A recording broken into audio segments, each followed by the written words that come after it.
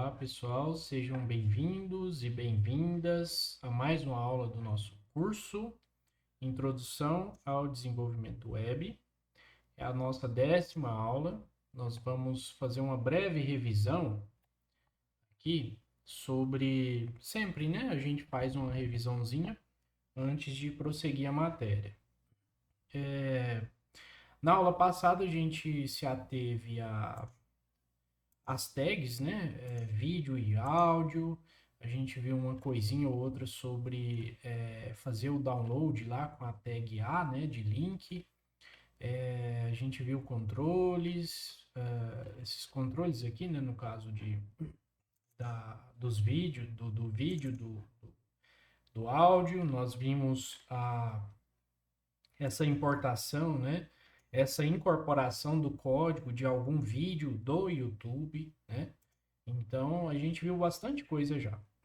Olha, eu vou abordar com vocês aqui dois parâmetros interessantes do ponto de vista estético de tabelas, tá? Quais são esses parâmetros? Eu estava lembrando aqui quais são eles, é o cell spacing e o cell padding, tá? E esses parâmetros, eles são interessantes porque eles dimensionam as linhas da tabela, né, o espaçamento e tudo mais. Então, vamos fazer um teste aqui, né? Cell padding, tá? Vamos colocar aqui, por exemplo, 3, tá? Que seria 3 pixels. E aí a gente volta lá na nossa página e aí a gente tem que ficar atento aqui, né, na bordinha da tabela para ver como que ela vai se comportar. Ela deu uma breve modificação aqui, né? Eu vou aumentar aqui para 10 para a gente ver o efeito disso. F5, aí ela dá uma modificada em relação ao espaçamento, né, do conteúdo, ó, do conteúdo aqui da letra, né, da fonte. Eu vou voltar aqui para 0 e 10 para vocês verem como que fica, né? A célula em si, ela parece que dá um espaçamento em cima, embaixo, do lado direito e do lado esquerdo. Então, F5 aqui, ela volta para o tamanho normal da célula, né? Então, isso é para a gente poder ganhar espaço dentro da célula, né? De acordo com o nosso conteúdo digitado ou imagem, né? Qualquer elemento que estiver dentro das células das tabelas, ok? Agora, nós vamos testar aqui o cell spacing, tá? Cell spacing, que é o parâmetro responsável pela largurazinho da linha, tá? Vamos fazer um F5 aqui, ó, fica bem pequenininha, tá? A borda. Olha só, a gente fez ó, vou voltar aqui para o tamanho normal para vocês verem, né? Então fica bem, digamos, sutil, né? Um pouco mais sutil. Reparem que se a gente não colocar nenhum parâmetro, ela volta para a borda 1, normal, né? E se a gente coloca aqui 1, por exemplo, ele faz esse ajuste, tá? Agora a gente vai colocar aqui, sei lá, 5. Vamos ver como é que isso se comporta, né? F5, então, aí você tem uma linha maior de tabela, né? Essa linha aqui, ó. É isso que o cell spacing faz, tá? Vamos colocar aqui 10, que seria 10 pixels, né? E aí aumenta mais ainda. E aí, se a gente quiser usar os dois, é possível, né? A gente coloca aqui um cell padding de 10 pixels também, Ctrl S, tá? Pessoal, essa mensagenzinha aqui, ó, quando você salva, ele fala de licença, outra hora ele fala de fazer o download de uma versão mais atual e tudo mais, não precisa preocupar, só cancelar, tá? Então aqui a gente tem, ó, o cell padding com o cell spacing, né? Vocês podem usar ele em conjunto, tá? Aí fica dessa forma aqui a formatação da tabela, né? Lembrando que isso aqui é só, como é que eu posso falar para vocês? Recursos a mais, né? São parâmetros a mais. Um trata do espaçamento interno das células e o outro trata, né, da espessura da borda em si. Lembrando o seguinte, pessoal, o cell spacing, quando você está assim, estilizando uma tabela, né, ali seja uma página de um sistema que você está desenvolvendo, né, enquanto desenvolvedor de front-end, da parte visual de um sistema, ele faz diferença. Por quê? Quando você estiliza uma tabela, coloca cor de fundo, cor da borda e tudo mais, esse recurso ele é usado quando você quer sumir com a borda total, né? Porque por mais que você coloque aqui, ó, por exemplo, borda zero, né, zero, aqui, ele vai continuar aparecendo vai chegar o momento que a gente vai trabalhar isso no CSS, né? Mas quando você coloca cor de fundo ali e tudo mais, as bordinhas vão aparecer, elas vão dar um efeitozinho e a pessoa acaba visualizando o seguinte, opa, tem borda aqui ainda, né? Então, para acabar com esse detalhe, né, da borda ficar imperceptível, acho que essa é a palavra mais adequada, a gente recorre, né, ao uso do cell spacing aqui, zera ele todo, né, dessa forma aqui, e aí a gente tem um resultado melhor, né, mais adequado, tá? Tanto é que, ó, a gente zerou a borda, né, totalmente, ó, a gente zerou a borda e aí fica como se não nem existisse tabela, né? Enfim. E dá para fazer outras coisas, né, pessoal? Dá para fazer outras coisas. Por exemplo, traçar uma linha aqui embaixo. Não sei quem de vocês, alguns de vocês já podem ter visto trabalhos, artigos científicos, trabalhos de conclusão de curso. E as tabelas, geralmente, elas são formatadas, quando tem uma tabela, né, no trabalho, elas são formatadas de uma forma diferente. Ela geralmente vem um título, né, cada uma das coluninhas, da forma como está aqui. Aí vem uma linha na horizontal, um pouquinho mais grossa, né, da cor preta e tal.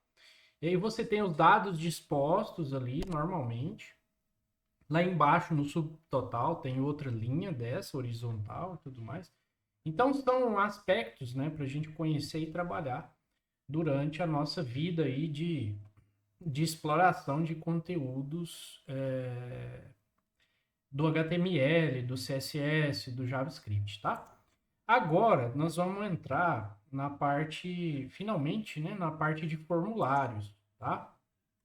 Deixa eu ver aqui se tem alguma coisa. Ah, eu queria só fazer uma ressalva, né? Ressaltar para vocês essa partezinha aqui, ó. Geralmente, os sites, sistemas, eles são pensados dessa forma, tá? Uma div, né? Um quadro ali em cima que sinaliza o topo do site ou do sistema e tudo mais, que vai indicar ali o cabeçalho, né? Um menu aqui à esquerda. Geralmente o pessoal usa o recurso de clicar num botãozinho aqui e recolher ele, né, para o lado esquerdo ali. No meio aqui, que é uma parte maior, é o conteúdo, e aqui embaixo nós temos o rodapé. Isso pode ser, a gente pode estar falando de um sistema, que pode ser um blog, pode ser um portal de notícias, um portal corporativo de alguma empresa, né? Mas geralmente o que tem esse menu aqui são sistemas, né? São aplicações que são sistemas, que aí você tem envolvimento com banco de dados, né? Aquela coisa toda. Geralmente sites, blogs são divididos assim, topo, rodapé e centro, né? Onde você trabalha mais conteúdos aqui. Geralmente não tem esse menu. Quando tem um menu, né? Aliás, vários sites, vários sites, né? É mais comum que você veja o menu na horizontal aqui na parte do topo, tá? Eu queria só trazer isso aqui para vocês para elucidar, né? Como que a gente pensa na estrutura em si de sites, blogs, né? Portal de notícias, essas coisas assim mais que não sejam um sistema em si, né? Que você não precise de menus aqui, uma infinidade de menus, tá? E também a disposição de menus, quando você tem isso, né? Quando você tem um blog, um site, né? Ali, como eu disse, na horizontal. Enfim. Mais adiante, nós temos aqui algumas questões relativas a. Deixa eu aumentar aqui o zoom para vocês visualizarem, né? Tá na apostila, tá? Também. Na apostila 5, esse conteúdo aqui. Vocês têm aqui várias questões relacionadas ao uso da tag div, tá? Você tem margem, né? Margens, você tem bordas, você tem espaçamentos e você tem o conteúdo, né? Então aqui, por exemplo, aqui onde está mais apagadinho, em cinza, são os posicionamentos, tá? Posicionamentos são direções, tá? Que você pode usar quando a gente for aplicar estilos CSS, tá? Estilizar, deixar esteticamente, criar uma identidade, né, para os nossos elementos HTML através do CSS. Então nós temos a posição top, posição left, posição bottom, né, e a posição right, tá? Aqui dentro a gente tem o content, que é de conteúdo, o padding, né, que tem aquela função de ele arruma um espaçamento entre as extremidades, os limites do quadradinho, que é o nosso div, e o conteúdo que ali dentro está, que pode ser um texto, pode ser uma imagem, né? Então é esse espaçamento. Você pode trabalhar recursos como borda também, né? E o recurso margem, ou margem, né? Que você pode distanciar, afastar ou trazer para mais perto, né? O posicionamento desses elementos HTML, certo? Agora vamos entrar de fato em formulários, tá? Os formulários, eu vou ler com vocês aqui um pouquinho, acho importante, né? Ler esse pedacinho. Deixa eu diminuir aqui só um pouquinho. Formulários HTML são estruturas que permitem que os usuários submetam dados a uma página. Esses dados podem ser tratados e ou armazenados dependendo da aplicação, né? Então, quando a gente trata de formulários, pensa aí, vocês, um formulário físico de papel, né? Você preenche dados, né? E esses dados eles servem para alguma finalidade, para alguma coisa, né? Para ser registrado, ficar armazenado em algum lugar. Isso a gente está falando de físico, né? De instrumento físico. O instrumento online, que é o formulário online aqui do digital, né? Dos nossos navegadores, dos nossos sistemas, eles têm a mesma finalidade, né? Que é capturar os dados que os internautas, os utilizadores informam, e esses dados muitas vezes vão ser armazenados em algum local, né? Normalmente se armazena esses dados em bancos de dados, que são estruturas para este fim, né? Tem uma lógica, a gente trabalha bastante na área de TI com bancos de dados relacional. Depois, como complemento do curso, vocês podem pesquisar como é que o pessoal enxerga essa disciplina na TI, né? O que seria um banco de dados de fato, como que é o funcionamento disso e tudo mais, né? Aí fica pela curiosidade de vocês mesmo. Então, os formulários estão presentes na internet para possibilitar cadastros, pesquisas, envio de comentários, aumentando o poder de interação com os visitantes dos sites e tudo mais. Ó, vou dar um exemplo. Vamos pegar aí uma rede social, Twitter, por exemplo, Facebook, né? Tem ali sempre o espacinho para comentários, né? Posts, né? Reposts. Aquilo tudo a gente está falando de formulários. Geralmente você tem um input, né? A gente chama de input e uma entrada, que é uma entrada de texto, por exemplo. E aquela entrada de texto ali, geralmente é um formulário HTML. Um formulário com um campinho, 2, 3, tanto faz, né? Depende do contexto que você estiver abordando. Mas a questão é que aquilo é um formulário. Ou seja, ele captura uma entrada de teclado, né? Que você digita um texto, alguma coisa, e submete esse texto, esses dados para um banco de dados. Submete, envia, né, esses dados para que o sistema processe e armazene no banco de dados, por exemplo. Né? Então, o formulário HTML é uma página web, né, como a que a gente tem trabalhado, que contém, além de texto, elementos especiais chamados campos. Né? Tem esse nome também. Foi o que eu falei, né? São os inputs, as entradas, né? Representados por caixas de checagem, botões, caixas de seleção, campos de texto, pequenos ou grandes, né? Campo data, campo e-mail, né? Campo senha, né? Uma infinidade de campos. E esse é o conjunto de formulários, tá? Então, para a gente começar, a gente vai usar a tag form, tá? Form para fechar, dessa forma como está aqui, ó, no nosso exemplo, tá? Então, eu vou fazer o seguinte, eu vou proceder assim, ó. Eu vou passar lá pro ambiente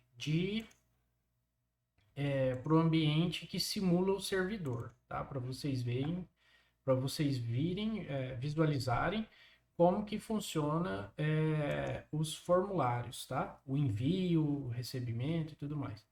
Então, eu vou criar aqui um novo arquivo, né? Pode ser documento de texto, mas eu vou digitar assim, ó, formulário, tá? .html e apagar a extensãozinha aqui, certo? E aí eu dou um sim aqui, quero confirmar que vai manter essa extensão, clico, seguro e arrasto lá para o nosso Sublime e solto aqui assim nessa barrinha mais cinza, né? E aí ele me dá um documento em branco, óbvio, né? Eu posso começar a digitar aqui HTML, o Sublime vai me sugerir, aí eu volto lá no arquivo e posso copiar aqui, ó. Eu posso copiar. Primeiro, eu posso colocar aqui a linguagem, né, que eu quero, que é português, né? Eu posso copiar as demais tags aqui, tá? Posso copiar as demais tags, posso copiar até aqui, no caso, apagar o que for irrelevante, tá?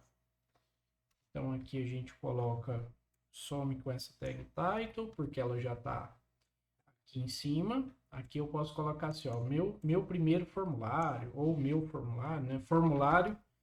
Formulário de cadastro, por exemplo, tá?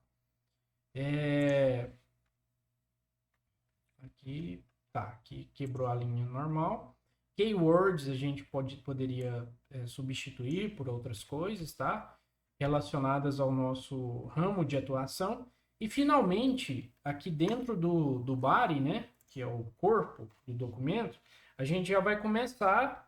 Inicialmente a gente pode colocar aqui um H1, que a gente pode chamar de formulário de cadastro, né? Vamos imaginar um cadastro aqui para a gente criar uma conta, né, em alguma rede social, algum sistema, enfim. A gente pode fazer um HR, tá? Que é criar uma linha na horizontal. E aqui sim a gente vem com a nossa tag form, tá? Form/form. E aí, pessoal, a gente tem alguns parâmetros que a tag form aceita e são essenciais, tá? Essenciais alguns deles. Por exemplo, o primeiro é a action, tá? O action é o parâmetro cujo valor, que está ali entre aspas, ele vai determinar para onde esse formulário vai, tá? Por exemplo, vou dar um exemplo. Se eu colocar aqui https://google.com, né? E tiver um botão que é um elemento de formulário aqui dentro, que faça a submissão, que dê o comando para esse formulário de fato ser executado, ser submetido, aí esse formulário vai ser encaminhado para cá, para o endereço que está aqui. Esse endereço, ele pode ser um outro arquivo que vai tratar os dados que o usuário, que a pessoa, né, o utilizador, colocou, inseriu nesse formulário. Então, eu poderia ter aqui, por exemplo, processa.php, né, que é uma tecnologia que faz essa conversa com o banco de dados, né, que guarda essas questões no banco de dados. Mas, enfim, vamos deixar aqui só para a gente testar daqui a pouco. Olha, o outro parâmetro é uma coisa que a gente chama de método, tá? Que seria o método de envio. E geralmente o método de envio ele varia em dois. São duas variações que cabem aqui em método, que é post ou get, tá? Assim. Qual que é a diferença? Que nesse momento aqui é mais a título de informação, curiosidade, mas qual que é a diferença entre um e outro? O get, quando você clica ali no botãozinho de enviar, todos os valores do seu formulário, com exceção do elemento do tipo hidden, né, que fica oculto, eles vão ser passados ali na URL, na barra de endereços do navegador. Em contrapartida, o método post, ele fica oculto. Esses dados são enviados, são transmitidos, tá? Mas fica tudo oculto. Então, nada passa ali na URL, ali em cima, na barra de endereço, certo? Ó, eu vou dar um Ctrl S aqui, vou lá no meu navegador e vou acessar o meu localhost e a nossa pastinha curso, tá? E aí, qual que eu devo acessar, né? Eu vou acessar nosso formulário.html. Então, tá aqui, ó, formulário de cadastro, a linha horizontal e nada aqui embaixo. É natural? É, né? Porque não temos nenhum elemento para a gente ver, né, de entrada aqui de texto, né? Então, vamos criar, né? Vamos criar o nosso primeiro elemento e depois eu preciso mostrar para vocês que a gente tem mais algumas tags que a gente pode trabalhar aqui dentro dessa tag inicial de formulário, né, a tag form. Eu tenho mais alguns parâmetros que a gente pode colocar aqui dentro. A exemplo disso, um class, por exemplo, eu posso colocar um ID, por exemplo, eu posso colocar um name, por exemplo, que vai me ajudar ali quando eu precisar executar algum código JavaScript, né, para deixar essa parte mais dinâmica. Aqui eu posso colocar função, eu posso colocar, por exemplo, style, né, que é de estilização. Então, todas essas tags aqui são possíveis de serem trabalhadas dentro, todos esses parâmetros, né, melhor dizendo, me corrigindo, é possível que a gente trabalhe aqui, tá? E temos um outro que é o enctype, tá? E esse enctype, se eu não estou enganado, deixa eu ver aqui, ó, enctype, ele pode ser ele tem duas variações, tá? Enctype, vamos colocar assim, ó, enctype HTML, valores, tá? Ele tem duas variações, que são formulários que você tem somente dados, tá? E formulários que você envia, além dos dados, arquivos. Por exemplo, algum arquivo de imagem, algum arquivo que seja um documento, né? Um PDF, um documento do Word, um documento de planilha eletrônica, né? Pode ser algumas coisas, né? Pode ser algumas coisas. Aqui não está mostrando, mas deixa eu ver aqui, ó. Enctype, vamos ver aqui. Atributo enctype. Ele pode ser multipart form data, que seria usado para... Ele pega a submissão, ele captura, né? Quando chega lá do outro lado, o arquivo responsável por capturar os dados do formulário, pegar esses dados enviados, né, ele também vai conseguir pegar arquivos, tá? Arquivos de upload, tá? Aqui temos o text plane, deixa eu ver se é isso. Bom, enfim, pessoal, eu não me preparei para falar sobre, explorar mais, dar mais detalhes sobre esse Enctype, mas o fato é que quando você programa o seu formulário e deixa sem esse Enctype, né, ele vai enviar textos normalmente, texto, números, né, tudo, né, menos arquivos, tá? Menos arquivos. E quando você coloca o Enctype com esse valor de Enctype, é o valorzinho que eu coloquei aqui, o multipart barra form data, aí sim ele está preparado para enviar arquivos, tá? Além de textos, né? Entradas comuns, arquivos também. Vou até deixar aqui de propósito, né? Esse Enctype para a gente fazer um teste depois para vocês verem. O que a gente vai fazer aqui? Criar o nosso primeiro botãozinho, o nosso primeiro elemento, né? O nosso primeiro input, nosso primeiro campo, por assim dizer, de entrada de texto. Que campo é esse? Um input do tipo texto, tá? E aí a gente tem o parâmetro name, que é muito importante mesmo. Por exemplo, a gente pode colocar aqui nome completo. Então, o name desse campinho de texto é nome completo, certo? E aí, eu vou fazer um BR aqui de quebra de linha e vou, assim, visualmente, só para vocês verem. Ou melhor, eu não vou fazer o BR, eu vou fazer o seguinte. Eu vou colocar assim, o nome aqui vai ser buscar, tá? Buscar. Aqui embaixo, eu vou criar um input do tipo submit. Poderia ser um button também, tá? Mas esse submit, ele significa que é um botão que será o botão responsável por dar o start no envio desse formulário, disparar uma ação, ok? Esse name, para esse botão, não tem obrigatoriedade, tá? Mas este valor aqui, que é o value, né? Que em tradução livre é valor, esse sim a gente precisa colocar. Por exemplo, a gente pode colocar aqui um buscar, tá? E aqui, ó, eu coloquei um espacinho no final e um no começo. Isso aqui é opcional, vocês podem deixar simplesmente assim, tá?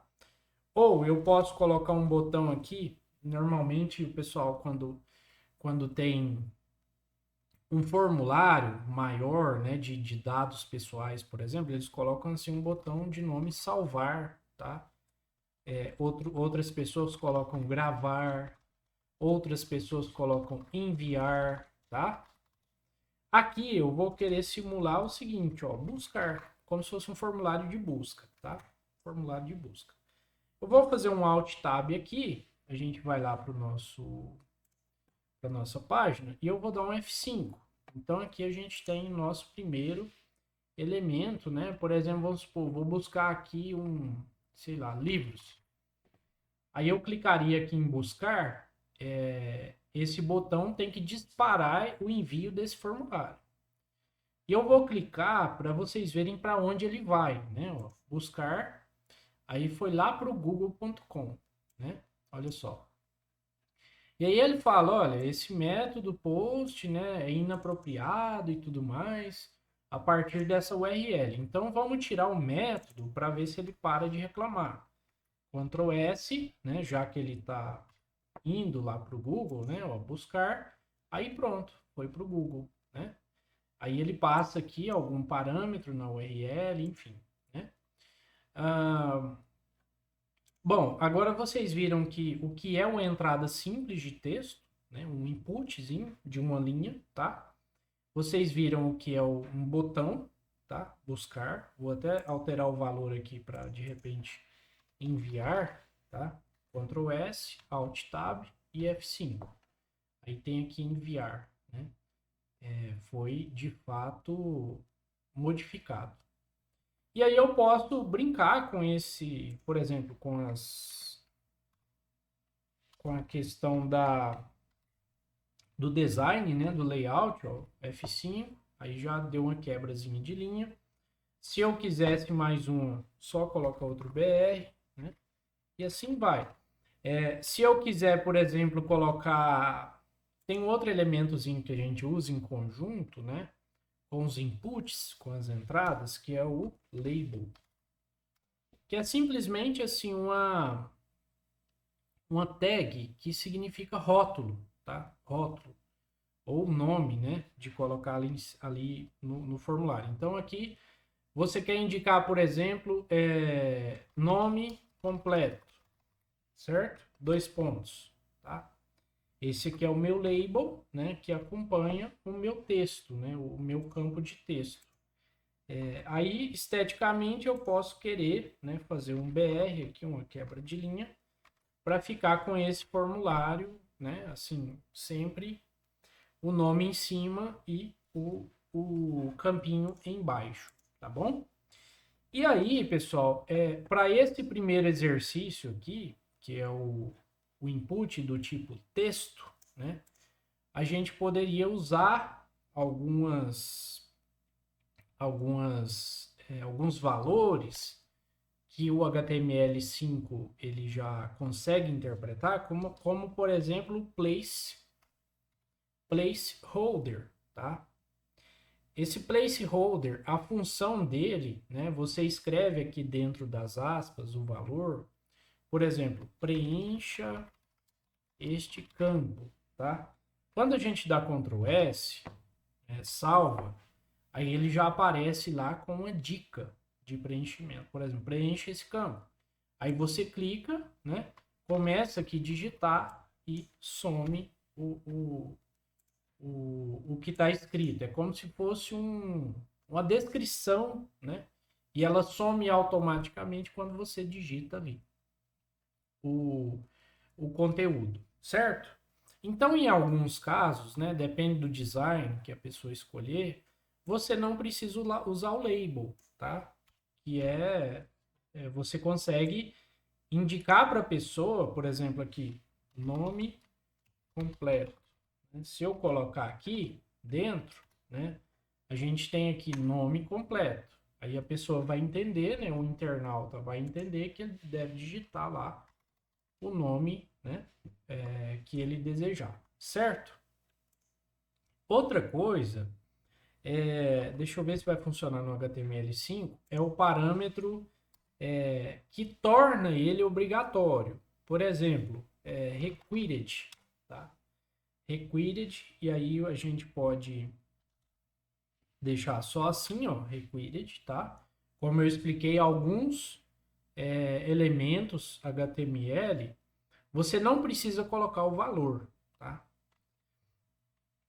Então, aqui eu dou um Ctrl S e aqui um F5. E aí, quando eu vou enviar, ele fala, olha, preencha este campo. Isso aqui, pessoal, por si só já é uma validação. O que seria uma validação? Em sistemas, a gente usa muito esse termo quando a gente quer... O que é uma validação de alguma coisa? Para você testar a conformidade. Ou seja, se eu falo que este campo é obrigatório e a pessoa não digita nada, né? Aí ele fala assim, olha, antes de você enviar, você tem que preencher obrigatoriamente esse campo, né? Então isso é uma forma de validar. E essa validação eu só vou enviar o formulário se tiver alguma coisa escrita neste campo. Do contrário, eu não vou enviar este campo, este formulário, certo? Então são tags, são parâmetros, né, dessas tags muito importantes, muito necessárias, tá bom? Outro atributo, parâmetro que a gente pode usar é um que se chama max length, que é em tradução livre, né, maior tamanho, tamanho máximo, né, limite de caracteres que se pode digitar ali dentro. Então eu vou colocar 5, tá? 5 é o limite máximo de caracteres que esse campinho suporta. Então eu vou começar a digitar aqui 1, 2, 3, 4, 5 e estou digitando e ele não deixa digitar mais, certo? Ó, estou pressionando o teclado aqui, ele não deixa digitar mais. Em que caso isso aqui é útil? É útil para, por exemplo, às vezes você tem um campinho lá no seu formulário, o CEP, né? O CEP no Brasil a gente sabe, né? O código postal, ele tem 8 dígitos, né? 8 caracteres. Se você não contar com o hífen, né? E o pontinho. Então, se você quiser colocar assim, por exemplo, 75.754.000, né? E aí eu digito mais e não vai, né? Não vai. Então isso aqui é um exemplo prático de você conseguir limitar, né? Para a pessoa não conseguir colocar números a mais do que é permitido, né? Enfim, vai da criatividade, vai das regras de negócio do seu sistema ou aplicação do seu site, permitir ou não mais ou menos caracteres, né? A gente tem também parâmetro para informar, se não me engano, o tamanho mínimo. Eu acho que dá para fazer também, ó. Deixa eu ver aqui se... tem min length. Por exemplo, você tem... você quer garantir que a pessoa digite o mínimo de letras, né? Ou de caracteres, de números e tudo mais, né? Por exemplo, o número de CPF a gente sabe que tem 11 dígitos numéricos, tirando ali, é claro, né, as pontuações, né, que algumas pessoas usam. E aí você tem que garantir que o mínimo é 11 e o máximo é 11 também, né? Então você, obviamente, colocaria aqui mínimo 11, máximo 11 também, tá? Bom, enfim, dá para a gente explorar muito essa tag, esses parâmetros, tá? Aqui, se a gente quiser organizar, a gente pode fazer uma quebra assim, que não vai interferir em muita coisa, tá?